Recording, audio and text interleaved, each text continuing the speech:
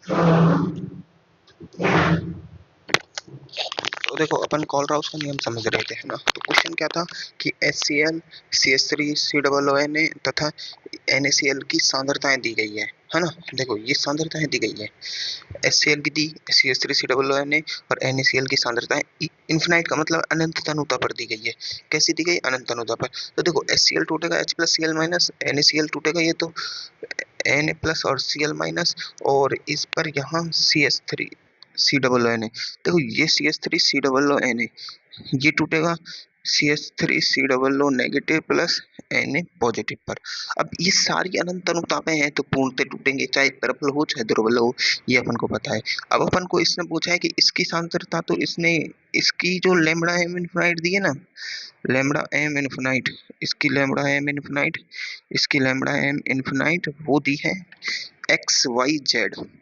इसकी दी है एक्स, इसकी दी है वाई और इसकी दी है जेड।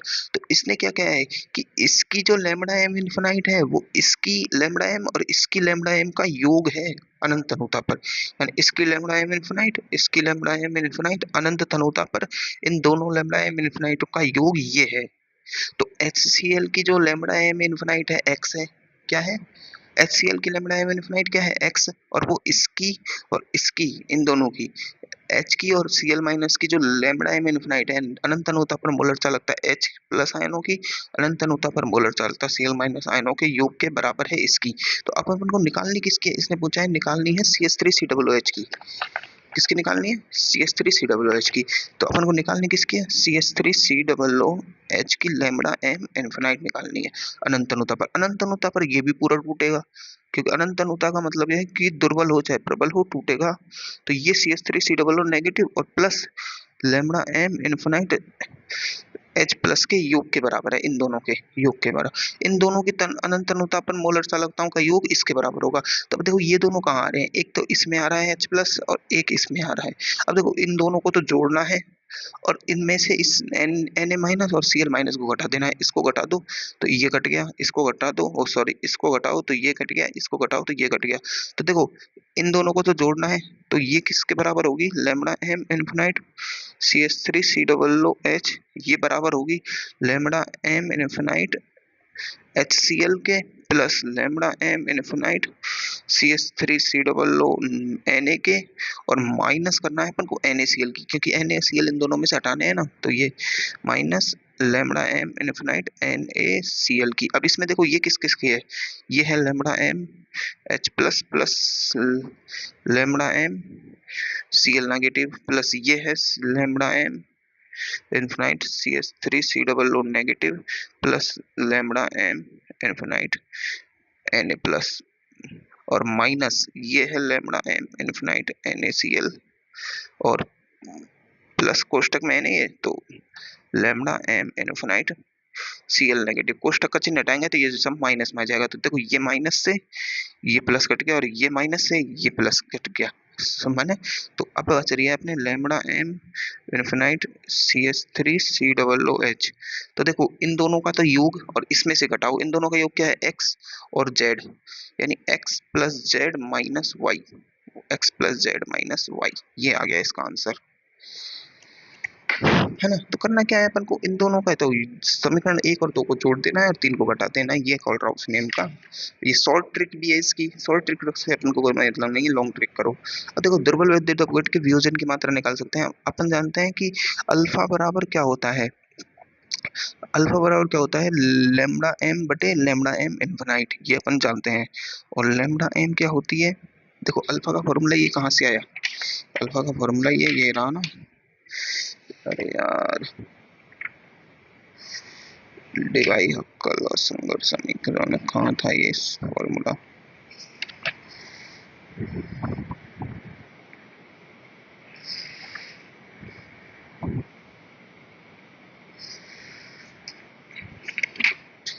तो ये फॉर्मूला तुम्हें याद ही रखना है यार।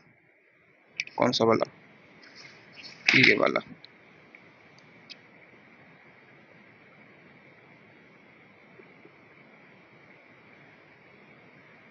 ये वाला फॉर्मूला तुम्हें याद रखना है, ये कि दुर्बल विद्युत अपघट के वियोजन की मात्रा निकालनी है तो लैम्बडा एम बटे लैम्बडा एम इनफिनाइट, यानी देखो उसकी मोलर चालकता बटे उसकी अनंत मोलर चालकता पर अनंत तनुता पर उसकी मोलर चालकता का अनुपात ही अल्फा देता है। क्या देता है? अल्फा। ठीक है, ये तुम्हें याद रखना है, सीधी सी बात है। अगर मोलर चालकता ना दी हो तो लैम्डा इक्विवेलेंट बटे लैम्डा इक्विवेलेंट अनंत तनुता पर इनका अनुपात क्या देगा? अल्फा देगा। किसी भी द्रव्य वैद्युत घटक की वियोजन की मात्रा निकालने का फॉर्मूला। और अपन ने अल्फा एक और पढ़ा है कि के ए बराबर क्या होता है? C alpha square. अब यहाँ से अल्फा निकालें तो के ए बाई सी, ये अपन ने उसमें से पढ़ा है ना। अरे दुर्बल वैद्युत अपघट का आयनन कैसे होता है? एच ए बराबर एच प्लस प्लस ए माइनस। अब ये इसकी सांद्रता पहले सी थी, इसकी 0 0, इसमें से सी माइनस सी अल्फा सांद्रता घटी तो इसकी बची सी अल्फा, इसकी सी अल्फा, है ना। सी अल्फा घटी तो सी माइनस सी अल्फा और सी अल्फा। तो अब बची देखो यहाँ पर क्या हो जाएगा? C alpha. अब ये के आएगा सी अल्फा और ये इसका सी अल्फा और यहाँ पर सी कॉमन आ जाएगा 1 माइनस अल्फा। अब देखो सी से सी कट गया तो के इक्वल टू आ जाएगा सी अल्फा स्क्वायर, है ना, बटे 1 माइनस अल्फा। अगर 1 बहुत ज्यादा है अल्फा से, यानी अल्फा बहुत कम वियोजित हो रहा है 5% से कम, तो के इक्वल टू आ जाएगा सी अल्फा स्क्वायर। तो अल्फा इक्वल टू आ जाएगा अंडर रूट के बाई सी। ये वाला फॉर्मूला भी अपन को याद होने चाहिए छोटे छोटे। चलो इतना तो अपन कर लेंगे। अब देखो अब अपन पढ़ेंगे इलेक्ट्रोकेमिकल सीरीज। क्या पढ़ेंगे?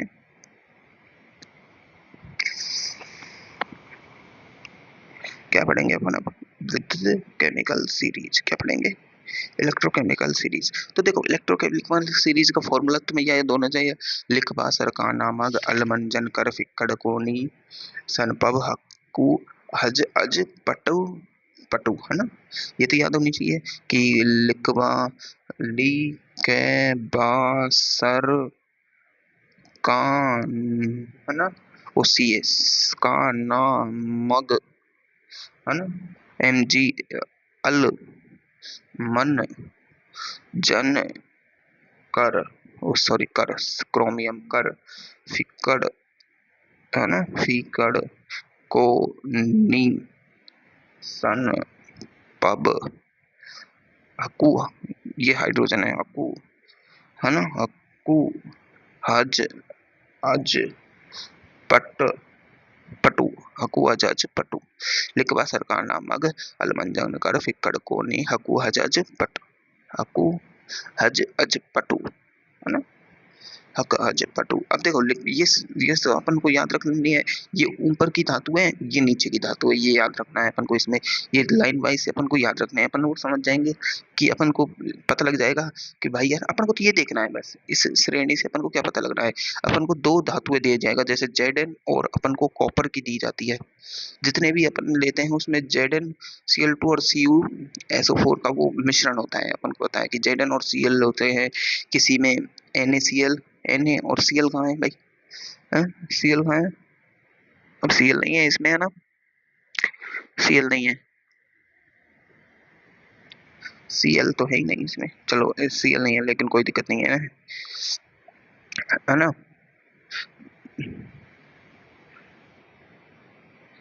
अब ऐसे देखो कंपेयर करा जाए NaCl और KCl में, तो ये Na और ये K, है ना, इनमें कंपेयर कर लो। ZnSO4 और CuSO4 में कंपेयर कर लो, है ना। FeCl2 और AlCl3 में कंपेयर कर लो, है ना। मरकरी HgSO4 और AgSO4 में कंपेयर कर लो। इनमें कंपेयर कर सकते हैं, इन सब में कंपेयर कर सकते हैं। ये धातुएं हैं सारी। तो अब अपन को ये याद रखना है जो ऊपर वाली है और जो नीचे वाली है। ऊपर वाली कौन सी है भाई? Zn और Cu में ऊपर वाली कौन सी है? तो हाइड्रोजन से नीचे आ रही है, ये हाइड्रोजन से ऊपर आ रही है। तो Zn पहले ऊपर आती है, Cu नीचे आती है। ये सरणी ऐसे चल रही है ऐसे। ठीक है, मैंने 3 बार लिखी है, ये इससे कोई मतलब नहीं है। सारणी कैसे चल रही है वो। अब देखो तुम्हें पता है कि होता क्या है।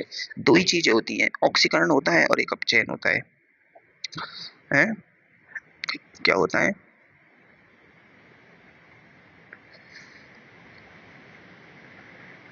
हैं?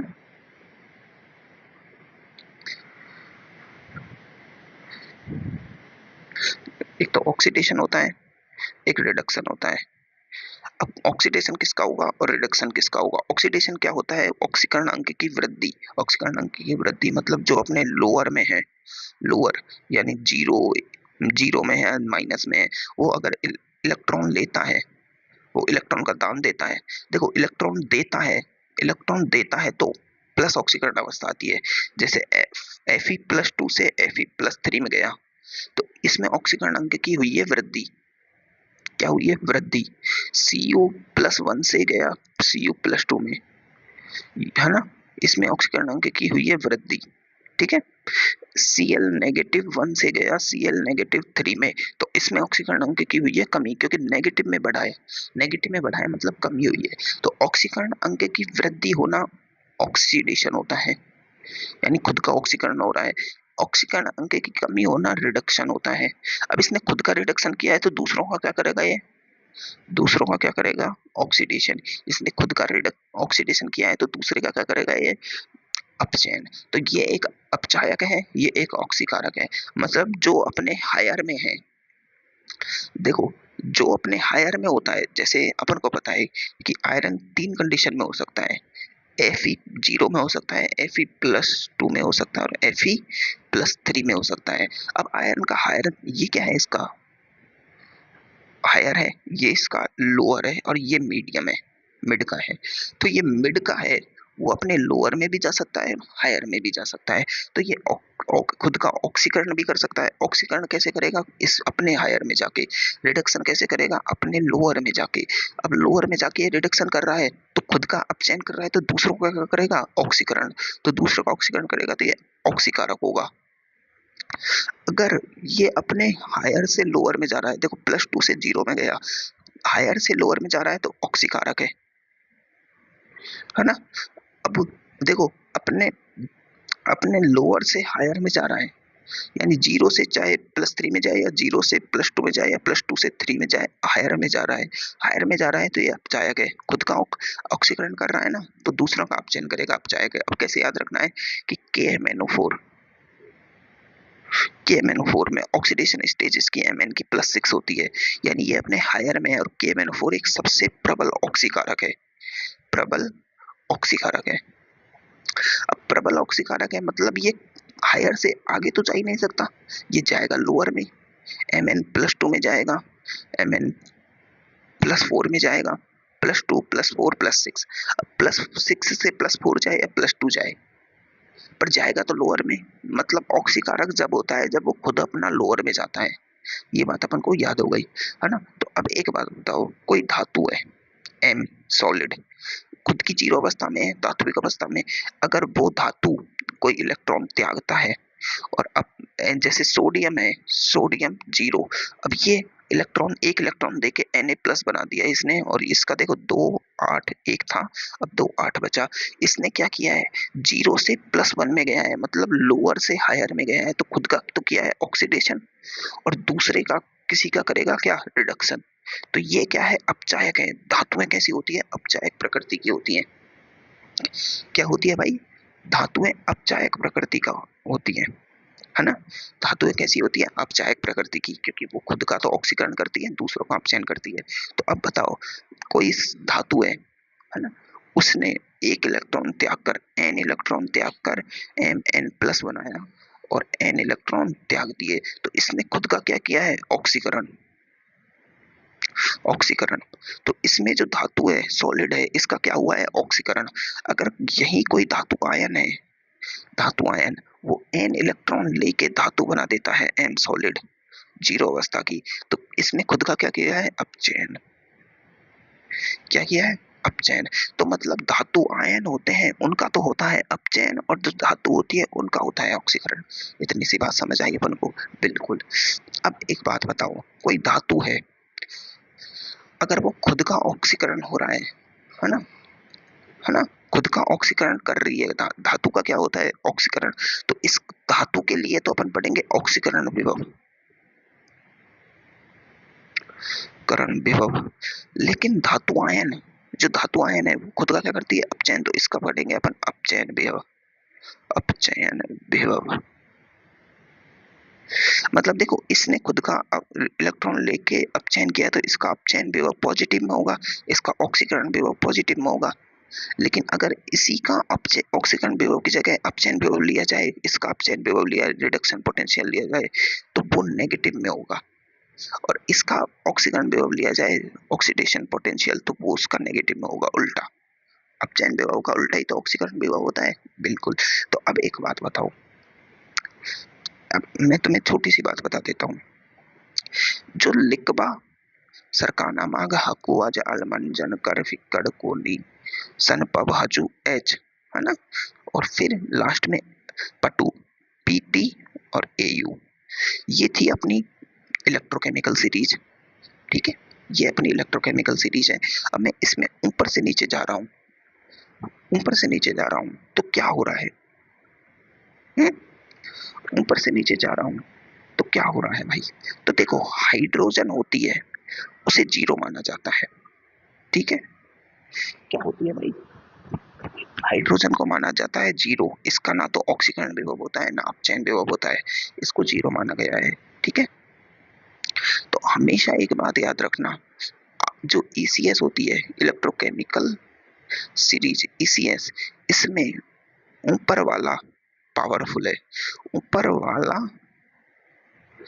पावरफुल है, ऊपर वाला नीचे वाले को हटा देता है, हटा देगा, इतना याद रख लो बस, है?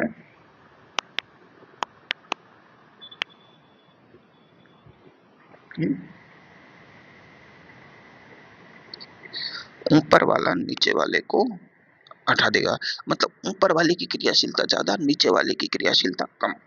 तभी तो प्लेटिनम, ये एयू सोना, है ना, एजी सिल्वर, है ना, ये प्लेटिनम, एजी, ये एयू गो, है ना, सोना, चांदी, ये सब निष्क्रिय धातुएं होती है। कैसी होती है? निष्क्रिय।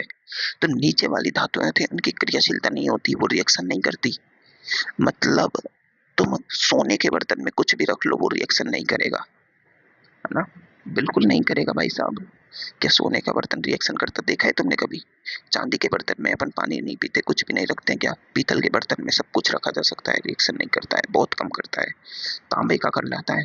तांबा क्या होता है? कॉपर। और कॉपर कहाँ आता है भाई? देखो कॉपर कहाँ आता है, ये हाइड्रोजन के पास में आता है कॉपर, यानी कॉपर की रिएक्टिविटी ज्यादा है ना। शीशे की रिएक्टिविटी ज्यादा है, निकल की रिएक्टिविटी ज्यादा है, आयरन की रिएक्टिविटी ज्यादा है, जेड की रिएक्टिविटी ज्यादा है। लेकिन देखो सोना, प्लेटिनम, चांदी, मरकरी, ये इनकी रिएक्टिविटी बहुत कम है, ये नीचे आ गई है बिल्कुल। तो ऊपर जाने पर ऊपर की जो धातु है वो ज्यादा क्रियाशील है। अब जब धातु ज्यादा क्रियाशील है, मैंने क्या बोला, धातु जब क्रियाशील होती है तो वो इलेक्ट्रॉन त्यागती है और खुद का क्या करती है? ऑक्सीकरण करती है। अब जब धातुएं इलेक्ट्रॉन त्यागेंगी और ऑक्सीकरण करेंगी तो उनका ऑक्सीकरण विभव क्या होता है? ज्यादा। तो देखो यहाँ ऑक्सीकरण विभव, ऑक्सीडेशन पोटेंशियल ज्यादा, और यहाँ ऑक्सीडेशन पोटेंशियल कम। तो ऊपर से नीचे जाने पर ऑक्सीडेशन पोटेंशियल घटता है ना, और ऊपर वाली धातुएं हैं इनकी क्रियाशीलता भी ज्यादा, रिएक्टिविटी ज्यादा। हाँ? हाँ?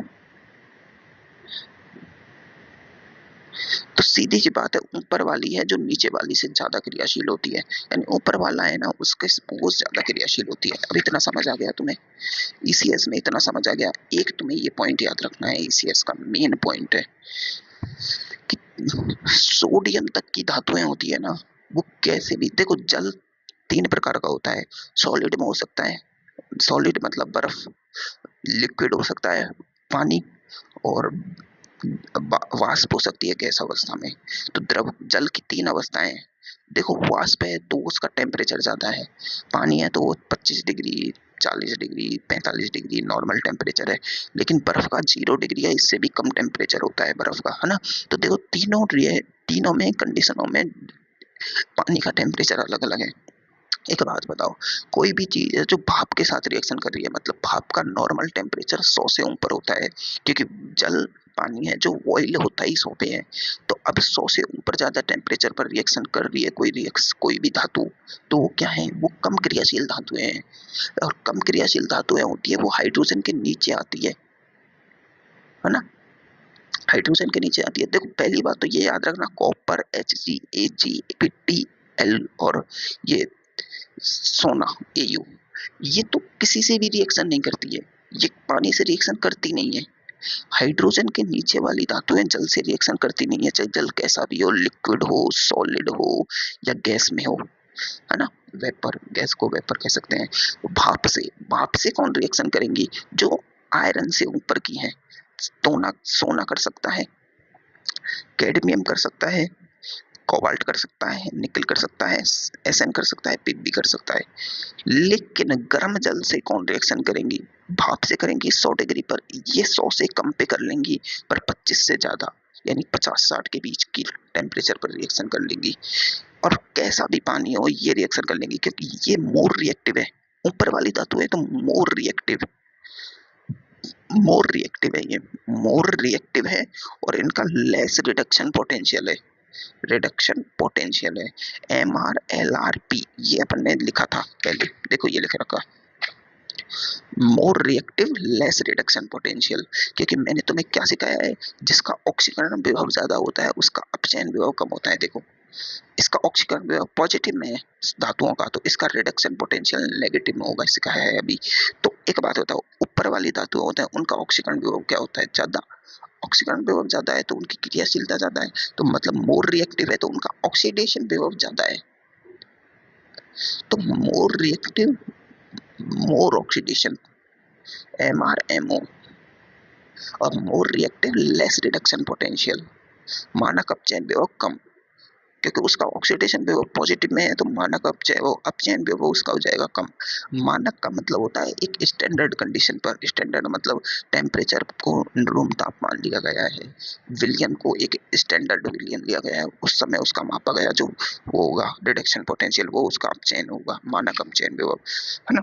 तो ये तुम्हें याद रख लेना है कि भाई देखो सीधी सी बात है, हाइड्रोजन से नीचे की तो रिएक्शन ही नहीं करेंगे, हाइड्रोजन से ऊपर की आयरन तक की रिएक्शन करेंगी, आयरन से Mg तक की गर्म जल से कर लेंगी, और बाकी तो कैसे भी पानी हो रिएक्शन कर ही जाएंगी। ठीक है, अब जल के साथ अभिक्रिया। अब एक बात बताओ, H2O मेटल क्या बनाएगा? मेटल हाइड्रोक्साइड, ये याद रखना है, मेटल हाइड्रोक्साइड बनाएगा और H2 गैस देगा। अगर लिक्विड है तो वाटर, ये याद रखने की बात है। और मेटल है और उसके साथ H2O भाप के साथ रिएक्शन कर रहा है, इसको वेपर भी कह सकते हैं अपन, है ना। वेपर, एक्वस भी कहते हैं इसको, एक्वस, है ना, एक्वस। तो उसमें ये मेटल ऑक्साइड बनाएगा M2OX और हाइड्रोजन गैस देगा। इसमें मेटल हाइड्रोक्साइड दे रहा है, इसमें मेटल ऑक्साइड दे रहा है। अब देखो, अब गर्म जल के साथ रिएक्शन कौन करती है? सिर्फ ये, वो गैस के साथ रिएक्शन ये करती है। कौन करती है? ये। तो ये सिर्फ मेटल ऑक्साइड बनाएंगे, M2OX मेटल ऑक्साइड बनाएंगे। ये गर्म पानी से रिएक्शन कर सकती हैं। देखो ये गर्म पानी से कर सकती हैं और भाप से भी कर सकती हैं। देखो भाप से तो ये सिर्फ करेगी, लेकिन ये कैसा भी जल हो, चाहे वाटर लिक्विड में हो, गैस में हो, सॉलिड में हो, मतलब बर्फ में हो, कैसा भी हो रिएक्शन हो जाएगी। इसमें वाटर लिक्विड होना चाहिए पर टेम्परेचर ज्यादा होना चाहिए, और गैस के साथ तो कर ही लेगा, है ना। पर ये सिर्फ गैस के साथ करेगा, टेम्परेचर ज्यादा से फर्क नहीं पड़ेगा, ये करेगा ही नहीं। तो अब इसमें तुम देखो, अब अपन को ये याद रखना है कि भाई अगर तुम कहीं भी ये दिख जाए तो रिएक्शन होगी नहीं। ठीक है, अब देखो MgAl Mn chromium Zn chromium, ये लिक्विड कोल्ड के साथ रिएक्शन नहीं करती, क्योंकि ये लिक्विड के साथ रिएक्शन करती है, लेकिन वो टेम्परेचर होना चाहिए ज्यादा गर्म जल के साथ। ठंडे जल के साथ रिएक्शन सिर्फ यही करेंगी क्योंकि ये उच्च, ये मोर रिएक्टिव है, more reactive, less reduction potential है इनका, ये कम रिएक्टिव है। तो ये ठंडे जल के साथ नहीं करेंगी, गर्म जल के साथ Mg हाइड्रोक्साइड दे देंगी, यानी MX हाइड्रोक्साइड। ये भाप के साथ भी कर लेंगी, भाप के साथ MgO देंगी। देखो याद रखना है, भाप के साथ मेटल ऑक्साइड बनता है और लिक्विड के साथ मेटल हाइड्रोक्साइड बनता है, और ये तो सिर्फ भाप के साथ करती है रिएक्शन, कोल्ड जल के साथ नहीं करेंगी, गर्म जल के साथ भी नहीं करेंगी, सिर्फ भाप के साथ रिएक्शन करेंगी क्योंकि ये कम रिएक्टिव है, बाकी तो करती नहीं है। अब ये अपन को याद रखना है कि कौन सी धातु अम्लों से H2 गैस को विस्थापित कर देंगी। अम्ल क्या होता है? जैसे HCl, H2SO4, ये सब अम्ल होते हैं। तो अम्ल से H2 गैस विस्थापित करना एक कठिन काम होता है, और कठिन काम कौन कर सकता है? कठिन काम वही कर सकता है जो ज्यादा क्रियाशील है। तो जो हाइड्रोजन से ऊपर की धातुएं होती हैं वो H से अधिक क्रियाशील है, H से अधिक क्रियाशील है, तो ये क्या करेंगी, ये H को विस्थापित कर देंगी और Cl से जुड़ जाएंगी, है ना। जैसे Na सोडियम H को विस्थापित करके Na2SO4 बना देगा, इस नेगेटिव पार्ट से जुड़ गया, है ना, और इसमें H2 विस्थापित कर दी, लेकिन यही Hg नहीं कर पाएगा। Hg नहीं कर पाएगा, क्यों नहीं कर पाएगा, क्योंकि Ag है वो लेस रिएक्टिव है, ये कम क्रियाशील है, क्योंकि ये हाइड्रोजन से नीचे आता है, हाइड्रोजन से नीचे आने वाली कम क्रियाशील है, तो रिएक्शन नहीं कर पाते, ठीक है। तो अब देखो क्वेश्चन देखो छोटे-छोटे क्वेश्चन, क्या लोहे के पात्र में H2SO4 को रखा जा सकता है? हैं? लोहे के पात्र में H2SO4 को रखा जा सकता है, तो लोहा क्या होता है? आयरन और H2SO4। अब इसमें देखो धनायन क्या है? आयरन, और इसमें H2SO4 में धनायन क्या है? H पॉजिटिव, हाइड्रोजन पॉजिटिव धनायन है। तो दोनों धनायनों का ECS में अंतर देखो, तो लिखबा सरकाना मग अलमन जन कर फीकड़, तो फी ऊपर आ गया, फिक्कड़ कोने हकु हज, और H बाद में आ रहा है, तो मतलब H जो आयरन है वो ऊपर का है, और ऊपर का होता है more reactive less reduction potential. अब ये जब मोर रिएक्टिव है तो ये ज्यादा रिएक्टिव है, और ये H प्लस को विस्थापित कर देगा, ये इसको विस्थापित कर देगा। आयरन H2SO4 में से H प्लस को विस्थापित कर देगा, दोनों H को हटा देगा और FeSO4 बना देगा, और H2 निकल जाएगी। मतलब आयरन के पात्र में अगर तुमने सल्फ्यूरिक अम्ल से डाला तो हाइड्रोजन गैस निकल जाएगी, तुम्हारा सल्फ्यूरिक अम्ल बचेगा ही नहीं, तो नहीं रखा जा सकता। तो देखो H2SO4 से भरे पात्र में एल्यूमिनियम की बनी चम्मच को रख सकते हैं, मतलब ये एक पात्र है, इसमें मैंने H2SO4 भर रखा है, अब मैं इसमें एल्यूमिनियम की चम्मच डाल रहा हूँ, क्या होगा। तो देखो एल्यूमिनियम कहाँ था, लिखबा सरकार नामक अल तो पहले ही आ गया, एल्यूमिनियम तो बहुत ज्यादा एक्टिव है, तो ये एल्यूमिनियम +3 में होता है, ये H प्लस में होता है, तो इसको हटा देगा प्लस को, क्योंकि धातुओं को प्रतिस्थापित करेगा, पॉजिटिव वाले पार्ट को इसको प्रतिस्थापित कर देगा और ये बना देगा, और H2 गैस निकल जाएगी। तो ऐसा नहीं हो सकता, ठीक है, ऐसा नहीं हो सकता। तो अब तो ये रिडक्स रिएक्शन विस्थापन अभिक्रिया तो तुमने नॉर्मल पढ़ लो। विस्थापन का क्या मतलब होता है कि ये Zn है, ये CuSO4 में से Zn Cu को हटा देगा और ZnSO4 बन जाएगा। क्यों हटाया, देखो लिखबा सरकार नामक अलमन जन पहले आ गया, जन कर फिक्कड़ कोनी अकु अकु अकु HU, तो हाइड्रोजन के बाद आ रहा है कॉपर, मतलब जन पहले आ रहा है जेड, तो ये ज्यादा क्रियाशील है, ये कम क्रियाशील है, तो Zn+2 ज्यादा क्रियाशील है, Cu+2 को इसको हटा देगा, यहाँ से ये Cu हटा दिया और ZnSO4 बन जाएगा। तो ये रिएक्शन हो रही है, तो मतलब इसमें Zn ने Cu को विस्थापित कर दिया, तो यही तो विस्थापन रेडॉक्स अभिक्रिया है, क्योंकि देखो यहाँ Zn 0 में है और यहाँ Zn चला गया +2 में, है ना। तो ये देखो रेडॉक्स अभिक्रिया कब होती है, जब ऑक्सीडेशन नंबर में चेंज हो, क्या, जब ऑक्सीडेशन नंबर में चेंज हो। तो अब देखो क्या CuSO4 के विलयन को लोहे के पात्र में रखा जा सकता है, तो देख लो CuSO4 का विलयन है, उसे लोहे के पात्र में रख रहे हैं, तो लोहा CuSO4 को ऑक्सीडेशन कर देगा, क्योंकि लोहा पहले आता है, देख लो भले इसी इसमें क्या CuSO4 के विलयन में चांदी की चम्मच रखी जा सकती है, यानी ये CuSO4 का सॉल्यूशन है, इसमें मैं चांदी की चम्मच डाल रहा हूँ, तो देखो चांदी Ag और CuSO4, अब Ag CuSO4 को प्रतिस्थापित कर पाती है क्या, नहीं, क्योंकि Ag तो बहुत नीचे आती है, Cu ऊपर आ जाता है ना। हकु हज अज Ag बाद में आती है, तो बाद वाली यानी ये नीचे वाली है, तो ये लेस रिएक्टिव है और ये मोर रिएक्टिव है। अब मोर रिएक्टिव पहले से इसके साथ जुड़ी हुई है, तो ये लेस रिएक्टिव इसे प्रतिस्थापित नहीं कर सकती, तो ये रिएक्शन नहीं होगी। और हाँ, अपन CuSO4 के विलयन में चांदी की चम्मच डाल के हिला सकते हैं, कर सकते हैं, ठीक है। अब ये धातु से बात है, तुम कर लो इसे, मैंने तुम्हें बात करना तो सिखा ही दिया है। अब धातु आयन को बात कर ले अपन, है ना, धातु आयन, है ना।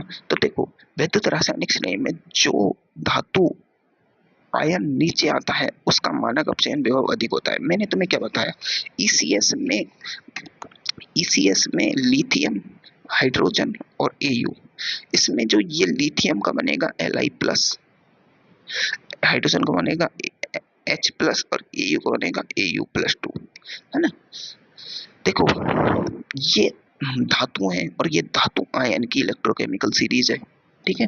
अब धातु अपन को पता है मोर रिएक्टिव होती है, लेस रिडक्शन पोटेंशियल होता है धातु का, लेकिन धातु जब एक इलेक्ट्रॉन त्याग के धातु आयन बना देती है तो इसका हो जाता है उल्टा, धातु आयन। अब ये है लेस रिएक्टिव मोर रिडक्शन पोटेंशियल, मतलब धातु आयन का जो रिडक्शन पोटेंशियल है वो ज्यादा होता है, ये तुमने बात याद रखनी है। अब जब धातु आयन का रिडक्शन पोटेंशियल ज्यादा है तो देखो ऊपर से नीचे जाने पर मानक अपचयन विभव की होती है वृद्धि, है ना, मानक अपचयन विभव की होती है वृद्धि। तो देखो सीधी सी बात है, वैद्युत रासायनिक श्रेणी में जो धातु आयन नीचे आते हैं उनका मानक अपचयन विभव अधिक होता है, अर्थात वह शीघ्रता से अपचयन करता है और प्रबल ऑक्सीकारक की भांति व्यवहार करता है। बस इतनी सी बात याद रखना है। अरे जो खुद का अपचयन करेगा वो दूसरों का क्या करेगा, ऑक्सीडेशन। क्या करेगा भाई, ऑक्सीडेशन। सीधी सी बात है, इतना अपन को याद रखना है। तो अब बताओ, देखो जिंक कौन सा आयन को उसके जलीय विलयन से विस्थापित नहीं कर सकता। अब जिंक किसके साथ रिएक्शन नहीं कर सकता, जो जिंक से ऊपर आता है। क्या आता है, ऊपर। तो जिंक से ये नीचे आता है, ये नीचे आता है, ये नीचे आता है, और ये ऊपर आता है। तो इन सब से तो जिंक Zn से नीचे आते हैं, ये ऊपर आता है, तो इससे ही विस्थापित नहीं कर पाएगा। अब देखो 25 डिग्री सेल्सियस पर मानक अपचयन विभव अर्ध अभिक्रियाओं के लिए दिया गया है। देखो मानक अपचयन विभव यानी रिडक्शन पोटेंशियल दिया गया है, रिडक्शन पोटेंशियल। अपन जानते हैं कि MR LR से जिसका जो मोर रिएक्टिव होता है उसका रिडक्शन पोटेंशियल कम होता है ना। तो अब देख लो भाई, मोर रिएक्टिव कौन सा है इनमें से, इसका रिडक्शन पोटेंशियल नेगेटिव में, इसका 0 है, इसका नेगेटिव में, और इसका क्या है, पॉजिटिव में। देखो पॉजिटिव में है तो मानक अपचयन विभव ज्यादा है, कम वाला देखो कम, सबसे कम किसका है, देखो 0.76 और इसका 0.74, तो ये नेगेटिव में ज्यादा है और ये नेगेटिव में कम है।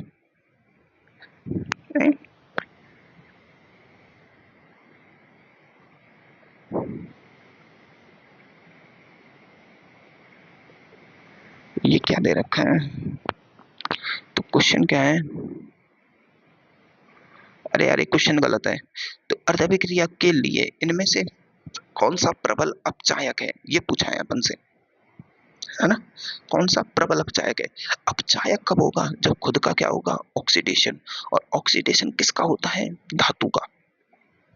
क्या होता है, धातु का ऑक्सीडेशन होता है, ये अपन को याद रखनी है ना। धातु का क्या होता है, ऑक्सीडेशन। अब इसमें देख लो, इसमें सब में दिया गया क्या है, मानक अपचयन विभव यानी रिडक्स, ये LR दिया गया है, तो ऑक्सीडेशन किसका होगा इनमें से, जिसका LR कम होगा। अब LR सबसे ज्यादा कम किसका है, इसका 7.62, तो ये नहीं है, इसका आंसर ये है Zn। क्योंकि सबसे कम मूल्य लेना है अपन को, सबसे कम वाला ये, क्योंकि मोर रिएक्टिव वही होगा जिसका सबसे कम रिडक्शन पोटेंशियल होगा, है ना। इसका देखो ये मतलब सॉल्यूशन दिया हुआ है, तुमने ये नोट्स में लिख रखा होगा, वही है। देखो प्रबलतम अपचायक ऊपर के हैं, प्रबलतम ऑक्सीकारक नीचे के हैं। हमेशा कॉन्सेप्ट यूज रखो, है ना। अब इस क्वेश्चन में देख लो कि 25 डिग्री सेल्सियस पे Li+ से Li बन रहा है, Li+ से Li बन रहा है, तो मतलब इसका हो रहा है प्लस से 0 में जा रहा है, तो इसका तो खुद का हो रहा है रिडक्शन, है ना। इसका क्या हो रहा है, रिडक्शन, है ना। इसका क्या हो रहा है, रिडक्शन। इसका क्या हो रहा है, रिडक्शन। सबका रिडक्शन हो रहा है, तो इनके सबके मानक अपचयन विभव दे रखे हैं, ये। तो प्रबलतम ऑक्सीकारक कौन है, यानी ऑक्सीकारक वो होता है जो खुद का अपचयन अच्छे से करे। और अपचयन कौन करेगा खुद का अच्छे से, जिस खुद का अपचयन कौन करता है, नीचे वाली धातुएं। नीचे वाली धातुएं आप खुद का अपचयन करते हैं, ऊपर वाली धातुओं का तो ऑक्सीकरण होता है ना। देखो more reactive less reduction potential, जिसका रिडक्शन पोटेंशियल कम है वो मोर रिएक्टिव है, मतलब वो क्रिया ज्यादा करेंगी, मतलब वो ऑक्सीकारक है। तो अब किसका रिडक्शन पोटेंशियल ज्यादा है भाई, रिडक्शन पोटेंशियल किसका सबसे ज्यादा है इनमें से, देखो इसका इसका इसका इसका पॉजिटिव में है, इसका Mg+ से Mg+ का। यानी इसका रिडक्शन पोटेंशियल सबसे ज्यादा है। तो जिसका रिडक्शन पोटेंशियल सबसे ज्यादा है वही प्रबल ऑक्सीकारक है। तो इसमें ये है आंसर। समझ में आई बातें? देखो कॉन्सेप्ट क्या है, अपचायक के लिए खुद का ऑक्सीकरण करना चाहिए। हमें दिया है मानक अपचयन विभव, तो हमें इसने उल्टा कर मानक ऑक्सीकरण विभव लिखना है। तो उल्टा कर दिया अपन ने, उल्टा कर दिया। अब देखो अतः जिसका मानक ऑक्सीकरण विभव अधिक वो प्रबल अपचायक। किसका अधिक है सबसे ज्यादा, ये रहा प्लस में 0 पॉइंट वाला, है ना। तो सीधी सी बात है। और तुम्हें इतनी बातें समझ आ रही होगी। अब अपन गैल्वेनिक सेल पढ़ लें। अब देखो गैल्वेनिक सेल पढ़ा है अपना, लवन सेतु भी पढ़ा है। देखो अभी ये गैल्वेनिक सेल से ऊपर का काम तुम अगर मेरी पुरानी क्लासों से करो तो बेस्ट रहेगा, क्योंकि उनमें मैंने अच्छे से डिटेल्ड में समझाया हुआ है।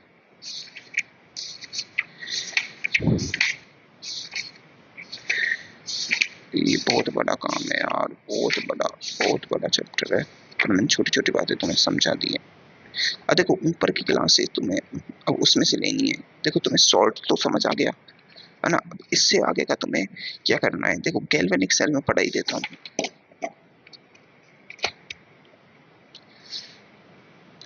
देखो इससे ऊपर का तुम्हें ना क्लास लेनी चाहिए मेरे हिसाब से, पुरानी मैंने बना रखी है क्लास,